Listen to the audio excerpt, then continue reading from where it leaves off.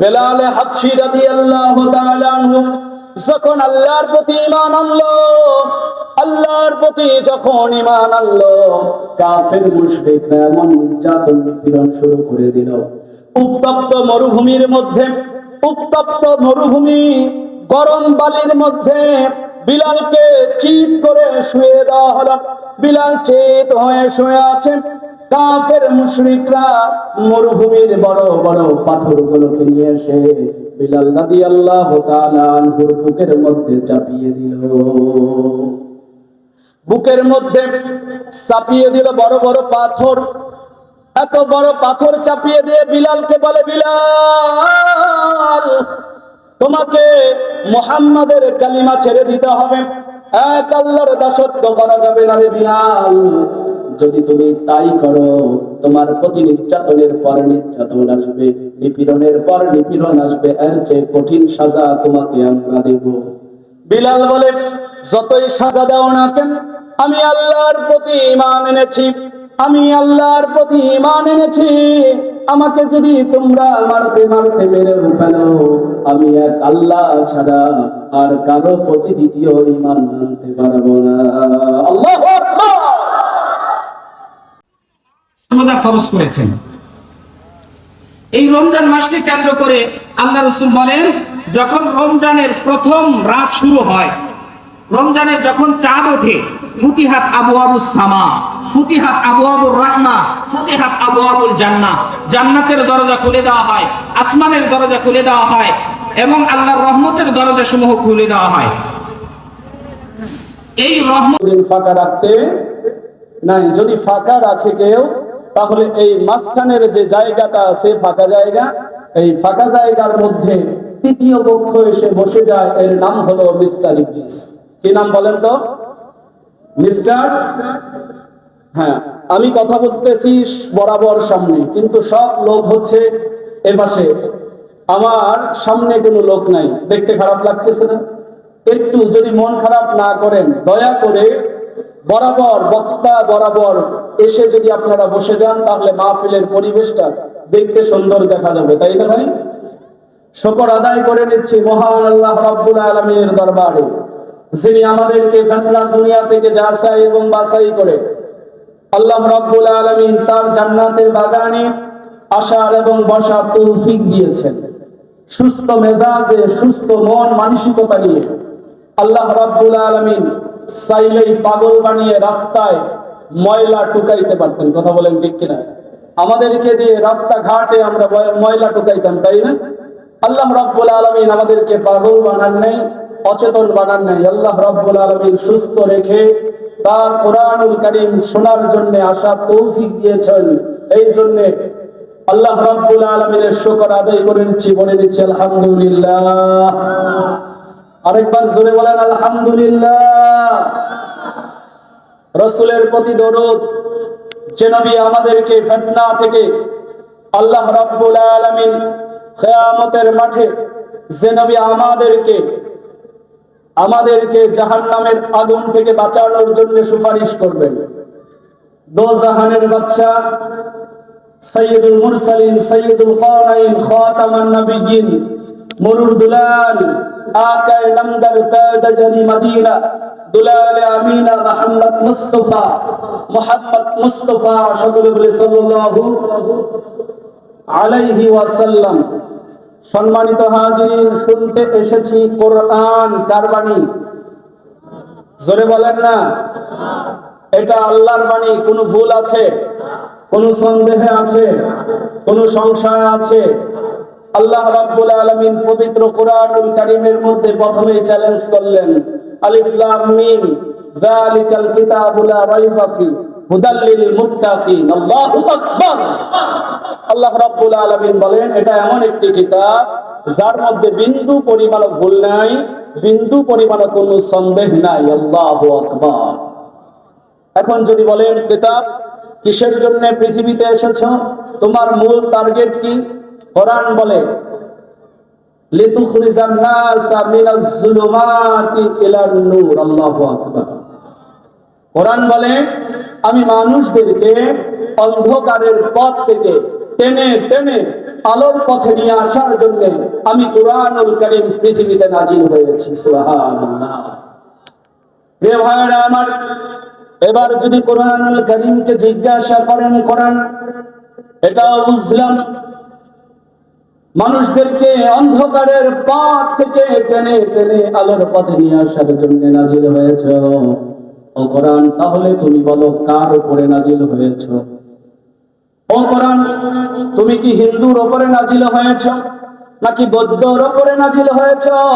তুমি কি মুসলমানের উপরে নাজিল হয়েছ, নাকি খ্রিস্টানের উপরে নাজিল হয়েছ? কোন জাতির উপরে নাজিল হয়েছ? কোরআন বলো। কোরআন কোরআনের ভাষায় উত্তর দেয়, হুদাল লিন্নাস ওয়া বাইয়িনাতিন মিনাল হুদা ওয়াল ফুরকান। আল্লাহু আকবার। কোরআন বলে আমি হিন্দুর উপরেও নাজিল হই নাই, বৌদ্ধর উপরেও নাজিল হই নাই, খ্রিস্টানের উপরেও নাজিল হই নাই, মুসলমানের উপরেও নাজিল হই নাই। আমি নাজিল হয়েছি পুরা পৃথিবীতে যত মানব জাতি আছে প্রত্যেকটা মানব জাতির উপরে আমি নাজিল হয়েছি। আমাকে যারা মেনে নেবে তারা অন্ধকারের পথ থেকে আলোর পথে আসবে, আমাকে যারা মেনে নেবে না তারাই হবে জাহান্নামী, আমাকে যারা মেনে নেবে তারাই হবে জান্নাতি। সম্মানিত হাজিরিন, কিয়ামতের মাঠে দুইটা দল থাকবে। দুনিয়াতেও দুইটা দল, বাকি যত দল আছে এইটা দল না। দুনিয়াতেও দুইটা দল, কিয়ামতের মাঠেও হবে দুইটা দল। দুনিয়াতে দুইটা দল, একটা দলের নাম হলো হকপন্থী, আরেকটা দলের নাম হলো বামপন্থী। একটা হলো হকের দল, আরেকটা হলো বাতিলের দল। কিসের দল? জোরে কন না। একটা হলো হকের দল, আল্লাহর দল, আরেকটা হলো বাতিলের দল, শয়তানের দল। কিয়ামতের মাঠে আল্লাহ রাব্বুল আলামিন মানব জাতির মধ্যে মানব জাতির মধ্যে দুইটা ভাগে ভাগ করে দিবেন। একটা হলো জান্নাতি দল, আরেকটা দল হলো জাহান্নামী দল।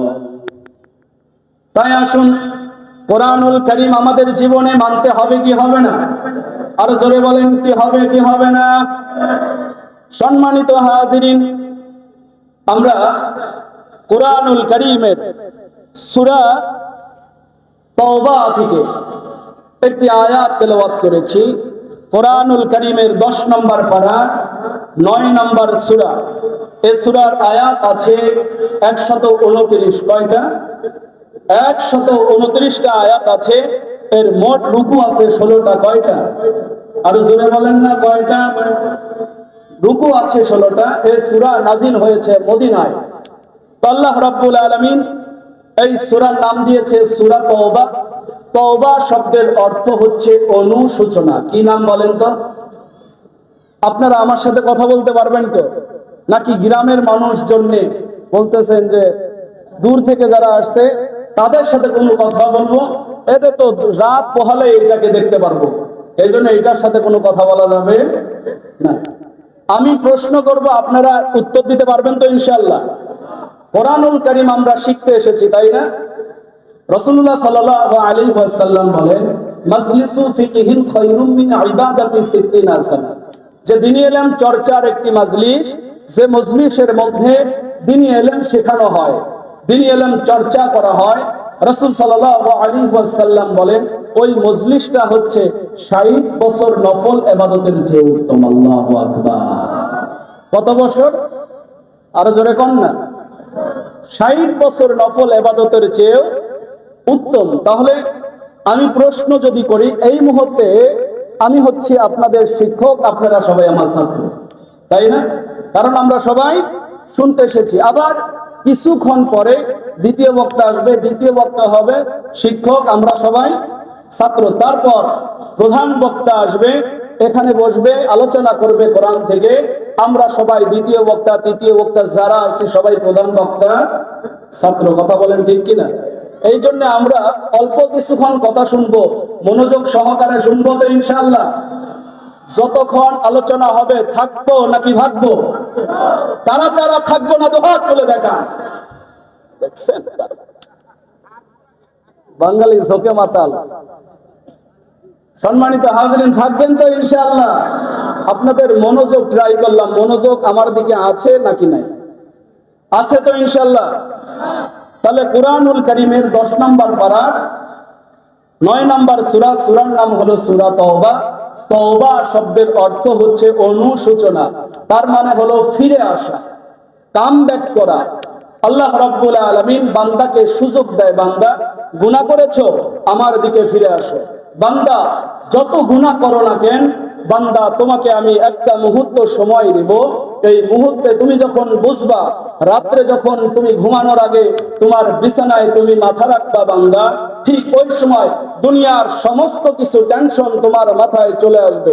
একটা মানুষের সবচেয়ে বড় আদালত হচ্ছে তার বিবেক। যখন সে ঘুমানোর জন্য বিছানায় শুয়ে পড়ে, দেখবেন সারাদিন যা কিছু করেছে, হালাল হারাম ঠিক ব্যাঠিক যা করেছে, সমস্ত কিছু তার মধ্যে ধরা পড়ে যায়। কথা বলেন ঠিক কিনা? বান্দা তখন যদি ওই তাকে বলে যে বান্দা আমি নিজে নিজে ভালো, হে তুমি তো ভালো, তখন আমি ভালো। আর যদি আমার আবেগ থেকে, আমার মন থেকে অ্যান্সার আসে, উত্তর আসে আমি খারাপ, তার মানে হচ্ছে আমি খারাপ। কথা বলেন ঠিক কিনা? তাহলে বান্দা যখন বুঝতে পারবে যে আমাকে অনুশোচনা করতে হবে, তওবা করতে হবে, ফিরে আসতে হবে, আল্লাহ রাব্বুল আলামিন বান্দাকে সুযোগ দেয়। এই সুযোগ যদি কেউ না লাগায়, তাহলে আল্লাহ রাব্বুল আলামিন তাকে আর কোনোদিন হেদায়েত দেয় না। তাহলে সূরার নাম কি? সূরা তওবা। জোরে বলেন না কি সূরা? সূরা তওবার 20 নম্বর আয়াত। আজকের আলোচনার বিষয় হলো ঈমানের অগ্নি পরীক্ষা। কি বলেন তো? জোরে বলেন না। আমরা সবাই ঈমান আনছি তো? হ্যাঁ, কথা হবে এবার। আমরা কিন্তু ঈমান আনছি না পাইছি, এবার পরীক্ষা হবে। আমরা সবাই কিন্তু ঈমান আনি নাই, পেয়েছি, ধার করা ঈমান। আমার বাবা মুসলমান, আমার দাদা মুসলমান, তার বাবা মুসলমান, তার বাবা মুসলমান, পৈতৃক সূত্রে আমিও মুসলমান। গাধার পেট থেকে জন্মিলে হয় গাধা, ঘোড়ার পেট থেকে জন্মিলে হয় ঘোড়া, হাতির পেট থেকে জন্মিলে হয় হাতি, কুকুরের পেট থেকে জন্মিলে হয় কুকুর। মুসলমানের পেট থেকে জন্ম নিয়েছি, এই জন্যই মুসলমান। হিন্দুর পেট থেকে যারা জন্ম নেয় এরা হিন্দু। কথা বলেন ঠিক কিনা? কিন্তু আমরা এই যে হিন্দুর পেট থেকে জন্ম নিয়েছি, মুসলমানের পেট থেকে জন্ম নিয়েছি, আসলে আল্লাহর প্রতি কি আমরা ঈমান এনেছি নাকি ঈমান পেয়েছি? ঈমান পেয়েছি, এবার ঈমান আনতে হবে। আপনি যদি আল্লাহর প্রতি ঈমান আনেন, আল্লাহ রাব্বুল আলামিন মরার আগ পর্যন্ত আপনাকে ঈমানের পরীক্ষা নেবে। শুধু তাই নয়, ছোট্ট ছোট্ট পরীক্ষা নেবে না, আল্লাহ রাব্বুল আলামিন আপনার ঈমানের অগ্নি পরীক্ষা নেবে। ঈমানের অগ্নি পরীক্ষা নেবে কিভাবে? নানা সময় নানা বিপদ আসবে, নানা সময় নানা গজব আসবে, নানা সময় আল্লাহ রাব্বুল আলামিন আপনাকে পরীক্ষা করার জন্য বিপদ আপনার ঘাড়ে চাপিয়ে দেবে। সে বান্দা, এই যে বিপদটা দিলাম, বান্দা কি এটা পরীক্ষায় পাশ করে নাকি ফেল করে? আল্লাহ রাব্বুল আলামিন কুরআনুল কারীমের সূরা তওবার 20 নম্বর আয়াতের মধ্যে বলেন, আল্লাযীনা আমানু ওয়া হাজারু ওয়া জাহাদু ফি সাবিলিল্লাহ। আল্লাহ রাব্বুল আলামিন বলেন, আল্লাযীনা আমানু, যারা আল্লাহর প্রতি ঈমান এনেছো, আল্লাযীনা আমানু, যারা আল্লাহর প্রতি ঈমান এনেছো, আল্লাহর প্রতি যারা ঈমান আনছো, আল্লাযীনা আমানু ওয়া হাজারু, ঈমান আনার সাথে সাথে তোমাদেরকে পরীক্ষা করা হবে। কেমন পরীক্ষা করা হবে? যে ঈমান আনার সাথে সাথে তোমাকে পরীক্ষা করা হবে এইরকম, তোমার ঘর বাড়ি ছেড়ে দেওয়া লাগবে। প্রথম পরীক্ষা কি করা লাগবে? তোমার ঘর বাড়ি গুলো ছেড়ে দেওয়া লাগবে। প্রথম পরীক্ষায় হচ্ছে তোমাকে হিজরত করতে হবে। রাসূল সাল্লাল্লাহু আলাইহি ওয়াসাল্লাম মক্কা থেকে মদিনায় হিজরত করেছে কি করে নাই? জোরে কয় না? রাসূল সাল্লাল্লাহু আলাইহি ওয়াসাল্লাম মক্কা থেকে মদিনায় হিজরত করেছে। আল্লাযীনা আমানু ওয়া হাজারু ওয়া জাহাদু ফি সাবিলিল্লাহ। প্রথমেই তোমাকে হিজরত করতে হবে, ঘর বাড়িগুলো ছেড়ে দেওয়া লাগবে এবং আল্লাহর পথে জিহাদ করতে হবে। কি করতে হবে? ও বান্দা, আমি তোমার ঈমানের পরীক্ষা নেব যেভাবে আমি ঈমানের পরীক্ষা নিয়েছি সাহাবীদের, যেভাবে ঈমানের পরীক্ষা নিয়েছি আমি নবীদের রাসূলদের। শুধুমাত্র কালিমা গ্রহণ করার কারণে, শুধুমাত্র কালিমার দাওয়াত দেওয়ার কারণে অনেক নবীকে করাত দ্বারা দ্বিখণ্ডিত করা হয়েছে। সাহাবায়ে কেরাম রাদিয়াল্লাহু তাআলা আনহুদের এমন পরীক্ষার পর পরীক্ষা এসেছে, তাদের জীবন দেওয়া লেগেছে। তাদের শুধু জীবন দেওয়া লাগে নাই, এত কষ্ট করা লেগেছে যে পৃথিবীর ইতিহাসে এইরকম কষ্ট আর কেউ করে না। হযরত বেলাল রাদিয়াল্লাহু তাআলা আনহুর নাম শুনেছেন আপনারা? বেলাল হাবশী রাদিয়াল্লাহু তাআলা আনহু যখন আল্লাহর প্রতি ঈমান আনলো, আল্লাহর প্রতি যখন ঈমান আনলো, কাফের মুশরিকরা এমন নির্যাতন নিপীড়ন শুরু করে দিল। উত্তপ্ত মরুভূমির মধ্যে, উত্তপ্ত মরুভূমি গরম বালির মধ্যে বিলালকে চিৎ করে শুয়ে দেওয়া হলো। বিলাল চিৎ হয়ে শুয়ে আছেন। কাফের মুশরিকরা মরুভূমির বড় বড় পাথরগুলোকে নিয়ে এসে বিলাল রাদিয়াল্লাহু তাআলা আনহুর বুকের মধ্যে চাপিয়ে দিল। বুকের মধ্যে চাপিয়ে দিল বড় বড় পাথর।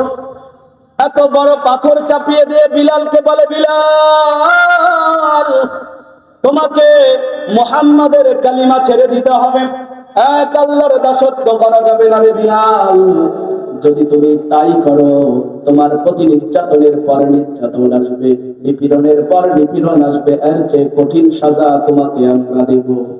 বিলাল বলে, যতই সাজা দাও না কেন, আমি আল্লাহর প্রতি ঈমান এনেছি, আমি আল্লাহর প্রতি ঈমান এনেছি। আমাকে যদি তোমরা মারতে মারতে মেরে ফেলো, আমি এক আল্লাহ ছাড়া আর কারো প্রতি দ্বিতীয় ঈমান আনতে পারবো না। আল্লাহু আকবার। বেলাল বলে, আমার দ্বারা এটা সম্ভব নয়। আবু জেহেল বলে, বিলাল রে, বিলালকে এইরকম নির্যাতন করে কাজ হবে না। বিলালকে, বিলালের জিহ্বা দিয়ে যে আল্লাহর জিকির করে, যে জিহ্বা দিয়ে সে আল্লাহর জিকির করে, কালিমা পড়ে, আহাত আহাত বলে, ওই জিহ্বাটা টান দিয়ে বের করো, ওই জিহ্বাটা টান দিয়ে বের করো। জিহ্বাটা টান দিয়ে বের করে পেরাক ঢুকিয়ে দেওয়া হলো। পেরাক ঢুকিয়ে দিয়ে মাটির সাথে গেড়ে দেওয়া হলো। বিলাল হাবশী রাদিয়াল্লাহু তাআলা আনহু এত কষ্টের পর কষ্ট, নির্যাতনের পর নির্যাতন করার পরও বিলাল হাবশী রাদিয়াল্লাহু তাআলা আনহু কাফের মুশরিকদের কাছে ঈমান বিক্রি করে নাই। এটাই হচ্ছে ঈমানের অগ্নি পরীক্ষা। শুধু তাই নয়, শুধু তাই নয়, ইসলাম গ্রহণ করার কারণে, কালিমা গ্রহণ করার কারণে মুসলমানদের মধ্যে প্রথম শহীদ, মহিলাদের প্রথম শহীদ নাম হলো সুমাইয়া রাদিয়াল্লাহু তাআলা। এই যে মহিলা সুমাইয়া রাদিয়াল্লাহু তাআলা, এই সুমাইয়াকে তার পরিবারের তিনজন, তার স্বামী, তার সন্তান আর সুমাইয়াকে এত নির্যাতন নিপীড়ন করেছে। সুমাইয়ার স্বামী আম্মার, সুমাইয়ার স্বামী ইয়াসিরকে, ইয়াসিরকে বলা হলো, ইয়াসির কালিমা ছেড়ে দাও, ও ইয়াসির কালিমা ছেড়ে দাও, মুহাম্মাদের ধর্ম প্রচার করা যাবে না, দ্বীন প্রচার করা যাবে না। তুমি যদি কালিমা না ছেড়ে দাও রে ও ইয়াসির, তোমাকে এত সাজা দেওয়া হবে। ইয়াসির বলো, না না, যদি মারতে মারতে মেরেও ফেলো, আমি আমার আল্লাহর দ্বীন এনেছি, আমি আল্লাহর কালিমা পড়েছি, মুহাম্মাদের কালিমা পড়েছি। আমি আমার জবান দিয়ে অন্য কোনো কারো জিকির করতে পারবো না। আম্মার ইবনে ইয়াসিরকে শক্ত করে বাঁধা হলো দুইটা উটের সাথে, দুইটা উটের সাথে শক্ত করে বাঁধা হলো। এক পাশে একটা উট, আরেক পাশে আরেকটা উট। ডান পা এক উটের সাথে বাঁধা হলো, বাম পা আরেক উটের সাথে বাঁধা হলো। দুই পাশে দুইটা উট গুলোকে হাঁকিয়ে দেওয়া হলো। এমন জোরে আঘাত শুরু করলো উট গুলোকে, উটগুলো ডান এবং বাম পাশে যখন দৌড় মারছে, তার শরীর থেকে দেহ মোবারকটা একবারে ছিঁড়ে খান খান হয়ে গেছে। আল্লাহু আকবার, জোরে বলেন না আল্লাহু আকবার। ইমানের অগ্নি পরীক্ষা হলো এটা, ইমানের অগ্নি পরীক্ষা হলো এটা। আপনি যদি ঈমান আনেন, আপনি যদি আল্লাহকে বিশ্বাস করেন, খোদার কসম করে বলি মুসলমান, যে ব্যক্তির উপর ঈমানের পরীক্ষা হবে না, বুঝতে হবে তার ভিতরে ঈমানের মধ্যে ফরমালিন যুক্ত ঈমান আছে, তার ঈমানে ভেজাল আছে। কথা কয় না?